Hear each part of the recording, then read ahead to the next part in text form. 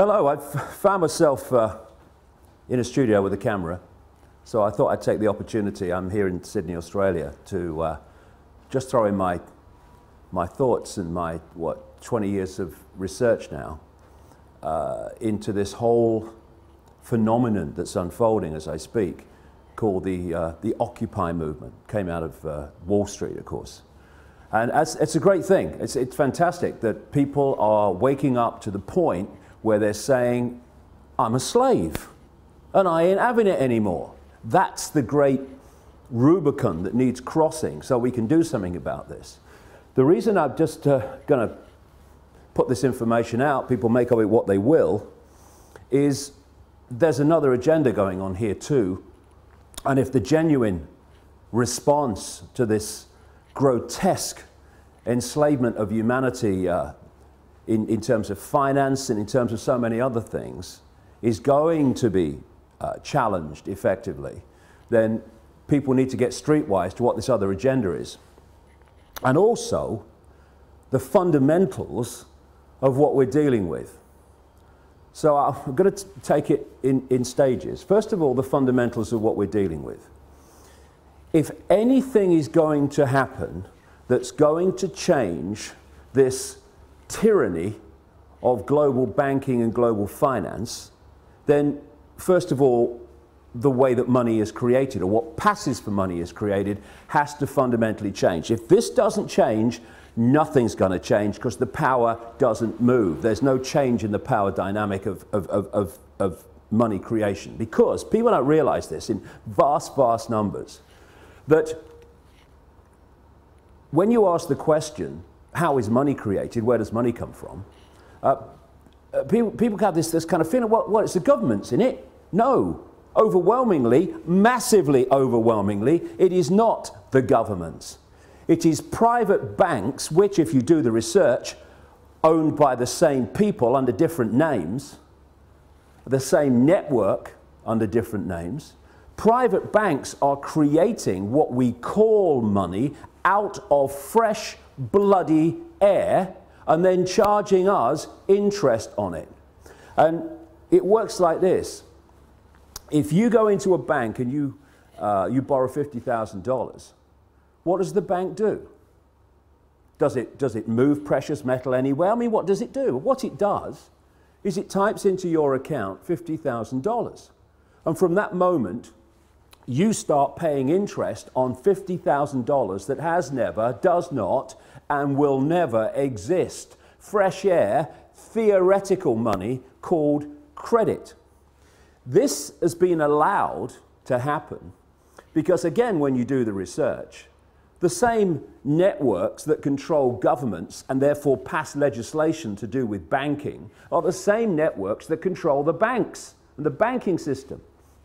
Therefore, laws have been passed called fractional reserve lending that allow banks to lend at least, and my goodness, it's at least 10 times what they have on deposit. So when you put $1 in a bank, that bank can now lend 9/10 that it does not have. Fresh air, figures on a screen. Not only that, you borrow $50,000 from a bank. What does it do? It types into your account $50,000. Okay, now you're paying interest on it. But you take $10,000 and you say, I'm going to buy that car. And you give $10,000 to the guy who owns the car to buy the car off him. Now the guy who's received your $10,000 that was created out of nothing in the original $50,000 now goes and deposits the 10 grand in his own bank. Now that bank can lend 10 times the 10 grand that was created out of nothing in the first place. This is what's going on. And then if you follow one loan, $50,000 or whatever, you follow that through the banking system, and that one loan allows the banking system as a whole to create phenomenal amounts of non-existent money we call credit from that original non-existent credit loan. This is how the banking system, ladies and gentlemen, have taken the world over. Why wouldn't it when they can do that? And there's another little scam here. All written in on purpose, cold, calculated. When you go into a bank and you borrow $50,000, the bank creates, even in this theoretical, ludicrous way, $50,000. But you're not paying back $50,000, you're paying back $50,000 plus interest. The interest is never created, even as credit, which means a simple fact. At any point in time, coldly calculated, designed to be, there is never anything like enough units of exchange, money, in circulation to pay back all the principal on the debt and all the interest on the outstanding debt. Therefore, people losing their homes, losing their businesses, losing goodness knows what else that they've worked for is built into the system. Now, when you have a boom and there's an expansion of this non-existent, ludicrous money called credit, then Peter Pays Paul hides to a large extent the fact that we're in this situation where the outstanding debt cannot be paid back or even nearly paid back plus interest because there isn't the units exchange to do it. But when you go into a recession or a depression and there is a contraction of those ludicrous units of exchange in circulation, then it becomes blatantly obvious that there's not enough units of exchange to pay back all the interest on the debt and all the principal, and that's why you get this explosion, which we've got now, of people losing their homes, losing their businesses, losing their land, their farms, etc. And all these tent cities that are appearing around the world. And so we have a system where the private banks, in the end controlled by the same network, not least around the house of Rothschild and others, the Rockefellers too, in America, have been given this level of power to create money and dictate completely, beyond governments, global finance. And that's why they're able to create booms and busts at will. That's why when they want to create a bust and a depression, which they have now, what do? They refuse to issue the same amounts of ludicrous credit units of exchange. And what do we call it? Oh, the banks have got a credit crunch. A credit crunch, what's that? It's suppressing the amount of money in circulation, so by definition creating this situation we're in. The whole money system has been designed from its creation to be a system of human enslavement and human control and human suppression. So first of all, any occupying protests around the world on the agenda has to be the end of private banks being able to create money out of fresh air on a computer screen and charge interest on it. Now here's a question. Why are governments, they're the government after all, don't they make the laws? I heard somewhere they did. Why are they not creating their own currency interest-free and circulating it interest-free? Therefore, it does the job it's supposed to do, which is to be a unit of exchange to overcome the limitations of barter. Why? I've said it already. Because the same networks that control the banks control the governments. And so the governments do not pass legislation saying, well, what are we borrowing fresh air money from the banks for, plus interest, and making the people have to pay in taxation all that stuff back? All we got to do is create our own money interest-free, because you see, at the moment, the very unit of exchange which allows economic activity to happen is created at the very start as a debt by people borrowing money from banks called credit. It's a debt from the start, the very unit of exchange in the world. It's crazy, it's insane. Number two, that has got to go. No more governments, and we need to redefine what we see as government too. No government borrows money at interest from private banks. Ludicrous. Then there's another thing.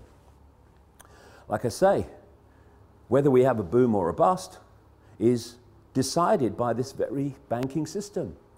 because they have what they call an economic cycle. It's total corruption and total manipulation. First of all, they put lots of units of exchange out, credit. Oh, you know, you earn 2 and 6 a week? Okay, have this off a £1 million house. Yes, here's the money, take it. And they put lots of units of exchange in circulation. And there's a boom, manufactured, and when people are in a boom and they get confident about their jobs, they go into more debt, bigger house, bigger car, all the rest of it. And then what they do at an optimum point, this is what they did in 2008, is they take or create an excuse to take money out of circulation. Now the economic activity generated by that amount of money in circulation is no longer possible. And we move over here, fishing line coming in now, to a depression or a slump. People do not lose their homes overwhelmingly because they don't want to work anymore. They lose their homes because there's not enough economic activity to generate the income to pay the mortgage. Companies don't go bust because they think it would be a bit of fun. They go through a bust because there's not enough demand for their products at a time of a downturn when the money in circulation is being reduced. And what happens? The banks that have created this problem in the first place, they take the homes, they take the businesses, they take the land, they take the real wealth for having not been paid back money that has not, does not, and will never exist. This is the power that the governments, controlled by the same network, have given to the banks to control planet Earth. Anything that comes out of these Occupy protests that does not include demands, not taking no for an answer, this has got to go, it's going to change nothing. And there's another couple of things, maybe a few more, that I'd like to get across to those that are brilliantly protesting around the world. Because there's nothing more manipulatable than genuineness that isn't streetwise. And what we need to do, if we're going to really bring an end to this outrageous, inhuman nonsense, is we have to get streetwise pretty damn quick. Because there are people, vultures, flying around, flitting around these protests, not least in Wall Street, trying to direct it in a certain direction that will make the world more enslaved and more unjust than it is now. There's certain coordinates, 3 will do in this presentation, if you like. 1, where does this network behind the banking system and behind governments and behind the transnational corporations, where does it want to take us? Okay? Well, simple. It wants total control over the entire human race, mentally, emotionally, physically, and financially. And to do that, and there's a few, compared with the 7 billion global population, there are a handful of people at the core of this in full knowledge of what they're doing. They have to constantly centralize decision-making. Because the more you centralize decision-making, the more power the few have over even greater numbers of people. The other thing that goes on is the more you centralize power, the more power you have centrally to centralize even quicker. So the process of centralization of power, it's been given a word now for a long time called globalization. This can move quicker and quicker and quicker through this process of centralized power, more power to centralize even quicker.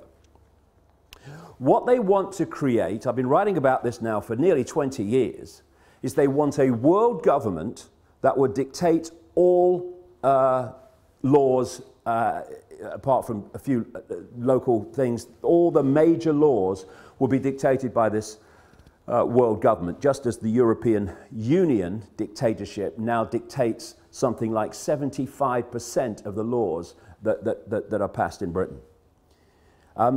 They want a world government then that would dictate to everybody on the planet. They want a world central bank that would dictate all global finance to every what is now countries, though they want to break them up into regions. They want a world army to impose the will of the world government on anyone that doesn't want to accept it. That's what NATO is now. You know, when they're justifying bombing whole cities of civilians on the pretext of protecting civilians, and they say the world community has decided, we have G8, and the international, that's code for world government. And when they then say, we're going to bring NATO in because the world community has decided, no, actually, America, Britain, France, and one or two others have bloody decided, and Israel. They are talking about NATO as a world army. The idea of this structure, where they want to take us, is to have a world government that says, these people, or this group, or this, what is now a country, is not accepting our diktats, send the boys in. And that's what we've seen in Libya. That's what they're trying to bring in Syria. That's what we're seeing increasingly around the world. The international community has decided, send the boys in. NATO, de facto world army. International community, G8, de facto world government. We're seeing it being moved into place. They want a world single electronic currency that would replace all other currencies. No more cash. So now you go into a shop or something, you hand over electronic money, a credit card. The computer says, no, won't accept your card. You least now, still, although it's going out of circulation at an extraordinary rate, you can still say, okay, I'll pay cash. What about when there's no cash and that computer says no to your credit card or your microchip as it's designed to be eventually? That's deciding if you purchase or not. It's all about control. And so they want this world currency, and that's what we're seeing in Europe now. People say, oh, the euro's not working. Look. No, it's not. And you know why? Because it's not supposed to work. It's just a stepping stone. You had all those currencies in Europe, in Italy, in France, and all these different currencies. They wanted on the process of getting to this world currency to get rid of them. So they replaced them all, nearly all of them anyway, with the euro. Now all those currencies in one fell swoop gone. Now we're down to one in Europe, in most countries, the euro. So now what do? They want to make the euro not work as the next stage of getting more and more into this, towards this one world currency. So another thing to mark the card for anyone involved in these Occupy protests, if any suggestion comes along that we should go to some form of world government, or to, and they're even talking about it now, to a world central bank and all this stuff, no, no, no. Listen, it's centralization of power in this world that has got us into this mess. If you have diversity of decision making, there's so many points of decision making, no cabal at the center can dictate that or manipulate that on anything like the scale that it can when you have centralization of power. So we've got the European Union, we've got which is a fascist dictatorship or communist dictatorship, whichever we want to call it. We've got this single currency and all the rest of it, all this economic disaster in Europe, all manipulated on purpose, as it is in America and elsewhere. And I'm seeing people say, well, the answer to all the problems caused by this constant centralization of power, we need more centralization of power. Let's go to a world level now. And yet, as I've shown in my books for 20 years, this is exactly what the plan has been all along. And if we're not very, very careful,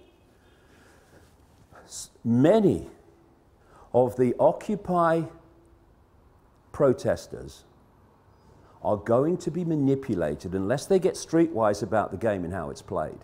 They are going to get manipulated into accepting, even demanding, a solution to a problem that is going to make the problem even worse and the enslavement of humanity even more extreme.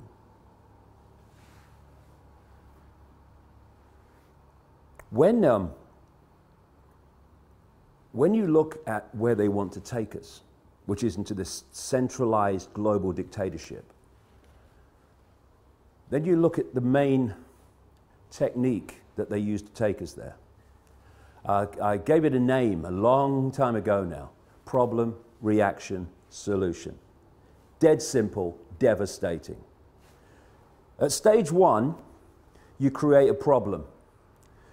You blame someone or something else for it to hide the fact that you're really behind it. You then, through an unquestioning and pathetic media, tell the people the version of the problem you want them to believe. What you want at stage two is the reaction to the problem from the people. Fear, outrage, something must be done. It could be a war, it could be a terrorist attack, like the Mossad American intelligence operation known as 9/11. It could be an economic collapse, whatever. Whatever problem you need to be allowed you to go to stage three of problem, reaction, solution, which is to offer the solutions to the problems you have covertly created and blame someone or something else for it. And those solutions are constantly advancing your agenda to this centralized global dictatorship that I'm talking about. So when you crash the global economy, and when you're moving trillions and trillions of dollars around the world economy every day, that's this network is, you decide if it goes up or down. Nobody else does, you do. And therefore, you can create an economic collapse at will. That's what they did in 2008, and they've gone on with it since. And the idea is that that problem is then offered a solution.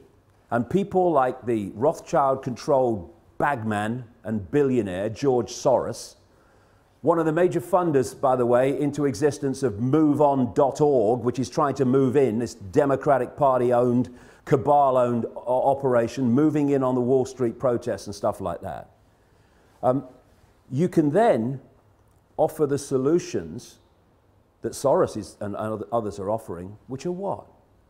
To solve this economic global crash, we need a world central bank. Stands back in amazement. I'm shocked. Knock me down with a feather and I shall swoon. It's so blatant, it's so callable, it's an open book once you do the research and you realize where this is going. And so, it's so vital as we've reached this point, this cusp where so many people have gone through or are going through this process now, where they're saying, I'm a slave and I'm not having it. And then they go to the next stage, which is what we're starting to see. It's so important that they don't allow themselves to be pawns, genuine pawns, unknowing pawns, but pawns all the same, in a manipulation that then takes us on to the next stage of an even greater financial and human enslavement than we've had up to this point. Because this is a vital area.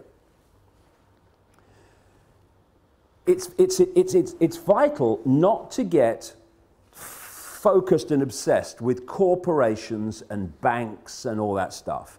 It's about control. It's about human control. And the form it takes doesn't matter to these people. They just want the form that brings most control. Now, in the process of doing this, they've reached a point where the control has been going on through a banking system, private banking system, controlled by these families and their networks, and through corporations controlled by the same families and these networks. I mean, I keep seeing people say, we must have an end to capitalism. We don't have capitalism. We have cartelism. It's like J.D. Rockefeller said, competition is a sin.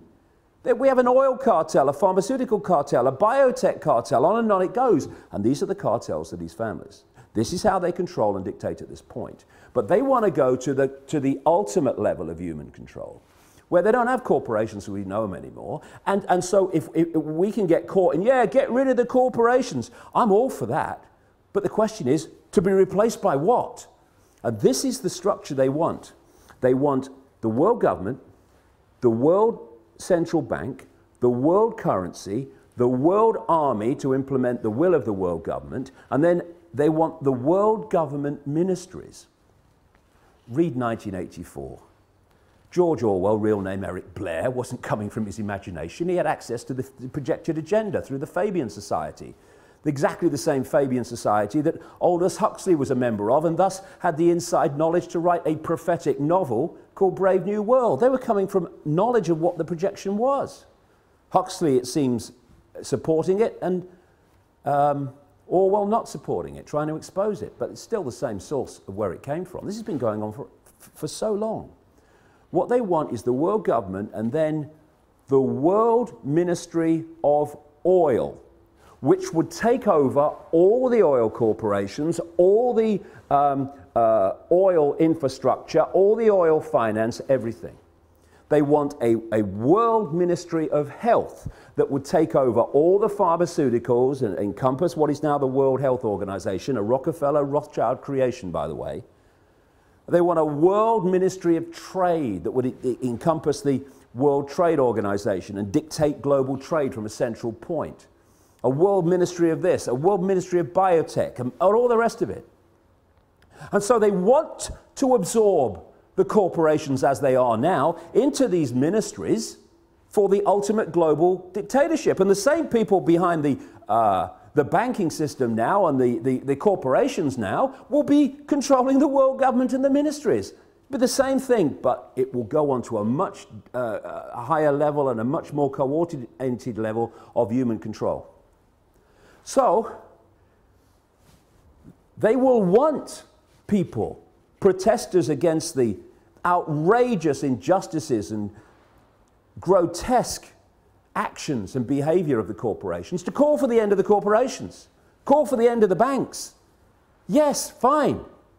But we have to dictate what replaces them. Diversity, diversity, diversity from the center.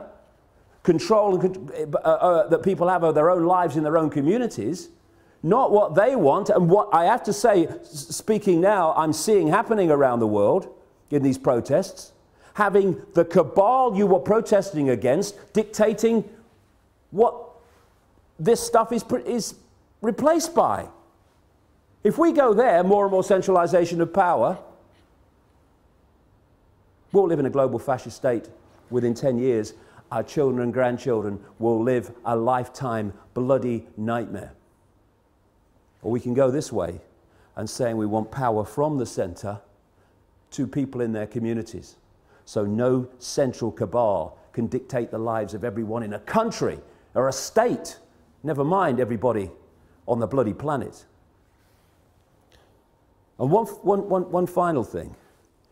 You know, these organizations that move in, like moveon.org, I mean, I wish the bloody would, sooner the bloody better, that are Soros funded and Democrat Party controlled, and all these people. And then I mean, if people, you know, a lot of the people in the protests, if they hear this bit, they'll be going, boo, what are you doing? Because I've seen them do it to people. Global warming caused by humans is a bloody giant hoax. It's been created to justify dramatic changes in society and control in society to advance this very agenda I'm talking about. Because if you're playing problem, reaction, solution, and you want, therefore, to present global change, you've got to generate global problems to which you can offer global solutions. Climate change. Everyone's affected. We need global laws. What's international law, by the way? Oh, international law. International law is law that everyone on the planet is supposed to obey. This is the world government international law coming into place. Anyone does a modicum of basic scientific research, they will see that human-caused climate change, notice it's climate change since temperatures started falling. When they go up again in the sun cycle, it will be global warming again. But do a modicum of research and you find that the whole idea was a scam. Anything that Al Gore's involved is a scam by definition. He knows nothing else. And yet, we're having these organizations like, was it 350.org, and these others, oh yes, we must have climate change legislation. Yes, come on, build me prison a bit more. Give me some carbon tax. Let's have it, high five. Because that's the way we've got to solve the problem. The way we solve the problem, we take our freaking minds back and stop having them dictated by other people. You must believe this, you must believe that. And you know, again, this might upset a few people, but you know I don't care. When I see around some of these protests, someone on a microphone speaking the words and then everyone repeats the sentence, then he says another sentence and everyone repeats the sentence, and we want freedom.